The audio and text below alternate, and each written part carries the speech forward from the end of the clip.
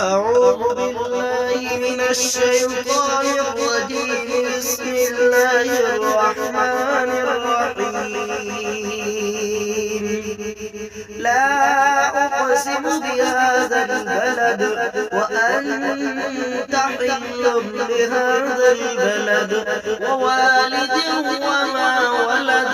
لقد خلقنا الإنسان في كبد.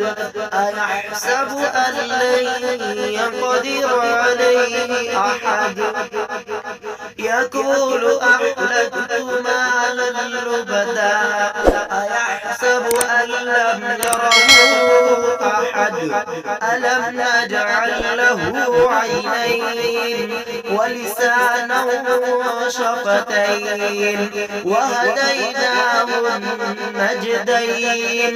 فلقتحم العقبة وما أدراك ما العقبة.